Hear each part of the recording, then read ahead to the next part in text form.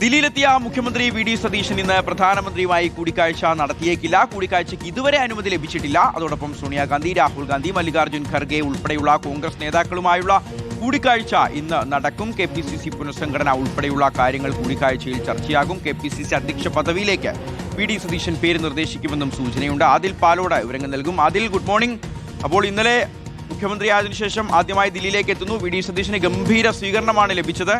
അപ്പോൾ പ്രധാനമന്ത്രിയെ കാണാൻ ഇതുവരെ അനുമതി ലഭിച്ചിട്ടില്ല എങ്കിലും കാണാനുള്ള ശ്രമം തുടരുമോ? അനുമതി കിട്ടാനുള്ള എന്തെങ്കിലും സാധ്യതയുണ്ടോ? ഈ മുഖ്യമന്ത്രി റൈസിൽ ഹൈക്കമാൻഡിന്റെ പിന്തുണ സതീശനായിരുന്നു. അപ്പോൾ ഹൈക്കമാൻഡ് പ്രതിനിധികളെ കണ്ട് നന്ദി അറിയിക്കുമോ? അതോടൊപ്പം കെ.പി.സി.സി അധ്യക്ഷ പദവിയിലേക്ക് ആരെയാണ് വി.ഡി. സതീശൻ ആരുടെ പേര് പറയാനായിരിക്കും സാധ്യത? കാരണം ഇതിനു മുമ്പ് നമുക്കറിയാം, ഉമ്മൻചാണ്ടി സർക്കാരിന്റെ കാലത്ത് കെ.പി.സി.സി അധ്യക്ഷനായിരുന്ന വി.എം. സുധീരനും ഉമ്മൻചാണ്ടിയും രണ്ട് വഴിക്ക് പോകുന്നു. പാർട്ടി ഒരു വഴിക്ക്, അതോടൊപ്പം സർക്കാർ മറ്റൊരു വഴിക്ക്. അതുണ്ടാക്കിയ പുകിലൊന്നും ചില്ലറയല്ല. അപ്പോൾ അതൊക്കെ ഏറ്റവും നന്നായിട്ട് അറിയുന്ന വ്യക്തി കൂടിയാണ് സതീശൻ. അപ്പോൾ എന്തൊക്കെ കാര്യങ്ങൾ ധരിപ്പിക്കും ഹൈക്കമാൻഡിനെ?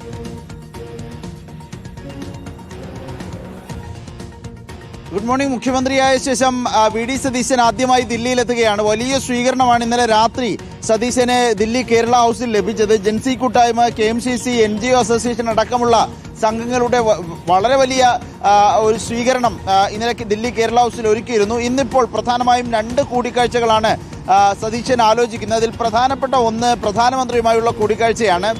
സംസ്ഥാനത്തെ സാമ്പത്തിക സ്ഥിതി അടക്കമുള്ള കാര്യങ്ങൾ, പ്രത്യേകിച്ച് കേരളത്തിന്റെ ധനമന്ത്രി കൂടിയാണ്, ധനവകുപ്പ് കൂടി മുഖ്യമന്ത്രിയാണ് കൈയാളുന്നത്. അതുകൊണ്ട് തന്നെ ധനസ്ഥിതി അറിയിക്കുകയും ഇപ്പോൾ നേരിടുന്ന ബുദ്ധിമുട്ടുകൾ പരിഹരിക്കാനുള്ള നിർദ്ദേശങ്ങളും സഹായവും തേടാനുള്ള സാധ്യതയുണ്ട്. പക്ഷേ ഇതുവരെ പ്രധാനമന്ത്രിയുടെ ഓഫീസിൽ നിന്നും അനുമതി ലഭിച്ചിട്ടില്ല കൂടിക്കാഴ്ചയ്ക്ക് എന്നാണ് അറിയുന്നത്. കൂടിക്കാഴ്ചയ്ക്ക് രാവിലെ അനുമതി ലഭിക്കും, കാണാൻ കഴിയുമെന്ന പ്രതീക്ഷയിലാണ് വി.ഡി. സതീശന്റെ ഓഫീസുള്ളത്.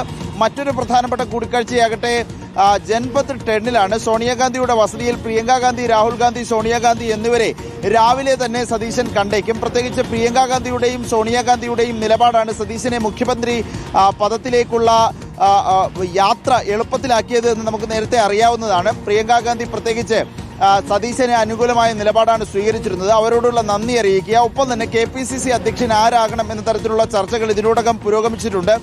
കൊടിക്കുന്നിൽ സുരേഷാണോ, ബെന്നി ബെഹനാനാണോ എന്നതടക്കമുള്ള ചർച്ചകൾ അവസാന ഘട്ടത്തിൽ പേരുകൾ ഉയർന്നു കേൾക്കുന്നു. ഇതിൽ സതീശന്റെ ടേക്ക് എന്തായിരിക്കും എന്ന കാര്യം കൂടി നേതാക്കളെ ഹൈക്കമാൻഡിനെ അറിയിക്കുക എന്നത് ലക്ഷ്യമാണ്.